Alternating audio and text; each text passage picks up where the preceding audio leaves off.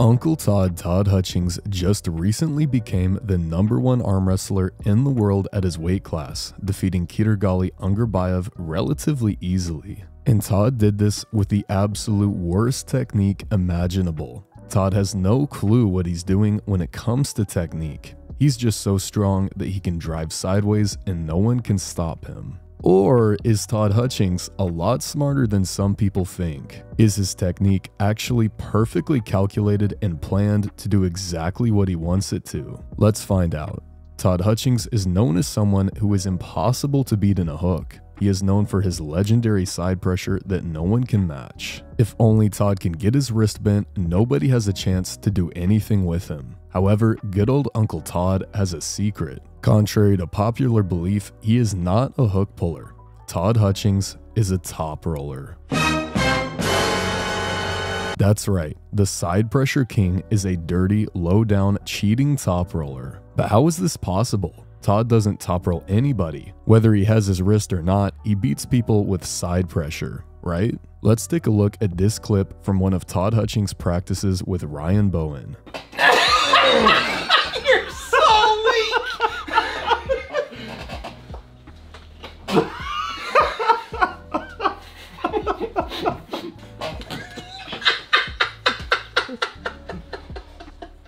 Does that stop? No, but I got your hand.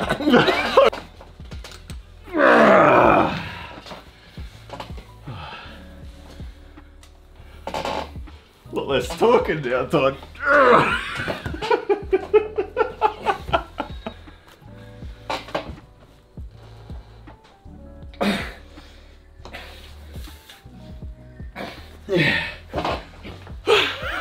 Notice how on the first pull, we see Todd maintaining pronation and dragging backwards as he pins. Ryan is unable to cup his wrist in, but you could still classify this move from Todd as more of a dragging hook. However, on the next pin, we see Todd fail to force the hook. Afterward, he doesn't simply drive sideways, flopping his wrist back. He actually drives backward and cracks Ryan's wrist back in the process. He's not just maintaining pronation in a hook lane, he's straight up top rolling Ryan, also known as the Todd roll. So the question has to be asked, did Todd win this pull because of his unstoppable side pressure, or was it because of his pronation? Looking at some of Todd's training will help bring clarity. Here we see Todd doing a side pressure 1-rep max through a wrist wrench. Todd manages 150 pounds here, which is absolutely insane. And by the way, that's 150 pounds loaded. This rusty homemade pulley system probably adds quite a bit of friction. Obviously, Todd's side pressure is ridiculous, but this is not the only lift Todd does. Todd does a ton of different 1-rep maxes other than this, but the other ones just aren't as famous as this one. Here we see Todd managing to lift 100 pounds on a side pressure pronation lift 2 years ago. And to be honest, this lift right here actually looks a lot more like Todd's matches. Even here, we see Todd's wrist crack back, but he is able to maintain a high degree of pronation. And if you guys have never tried that lift before, 100 pounds is very solid, especially with your wrist back. With that lift in mind, let's take a look at some more of Todd's matches, starting with Todd versus Irakli Zarakishvili. Maybe the first thing we see in this match is the fact that Todd wins center with his monstrous side pressure, but something that is more subtle is the fact that Irakli can't cup his wrist in. We even see Todd begin to crack Irakli's wrist back. And at the end of the round, Todd is at the back of his pad and he has finished the match in more of a top roll lane. Let's also take a look at Todd's match versus John Brzenk a bit more recently. One thing we have seen from Todd Hutchings over the last few years is that he's become more and more committed to the Todd roll. A few years ago, we would see more of an effort from Todd to try to force the match into a hook, and then once he realized that that was not going to happen, he would go for the Todd roll as a secondary move. But as Todd has gotten better and better, the Todd roll has started to become his leading weapon. And that's exactly what we saw against John. Todd never tried to hook John at the start of the match. He immediately went for a full-blown outside move. He knew his wrist would go back, but who cares? He He cracked John's wrist in the process. From here, Todd is in the more efficient position and he just has to sit there until John's bicep pumps up and gasses out. Once again, while Todd's side pressure is of course crucial to his style, his pronation is perhaps just as crucial. If John would have been able to cup his wrist and turn Todd palm up, he would have had access to his ability to climb and adjust. He also would have had much more access to his shoulder pressure. But instead, through pronation, Todd leaves John with no options. Finally, let's take a look at Todd Hutchings versus Matt Mask.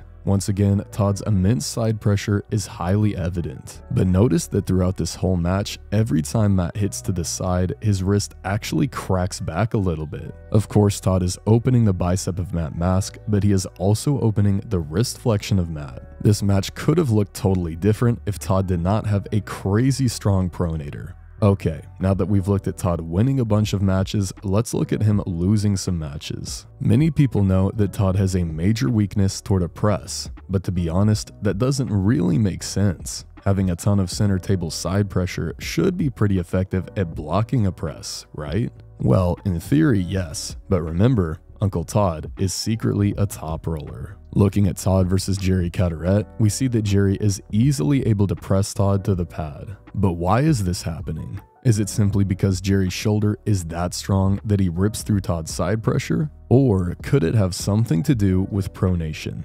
Notice how Jerry isn't simply going sideways, but he's chopping down on Todd's pronator. He's turning Todd completely palm up and exposing his bicep as an integral part of his move. Now, let's go back and watch round 1 of this match where Jerry gives his wrist away, allowing Todd to maintain his pronation. This round looks very different. Although Todd did run off the back of the pad a little bit, he was definitely in the winning position. Todd looked great against Jerry in this round, and if Jerry had continued to flop his wrist, Todd very well might have won this whole match. But once again, taking away Todd's pronation was key for the victory from Jerry. So what is the point of all this? Of course, we can't totally ignore that Todd has a crazy amount of side pressure, and if he didn't have the side pressure, he wouldn't win any matches. Todd's side pressure is still his most powerful tool, but the point of this video is to showcase the importance of pronation. If Todd had terrible pronation, he would still be a top arm wrestler just from his side pressure, but would he currently be the #1 guy in the world at his weight?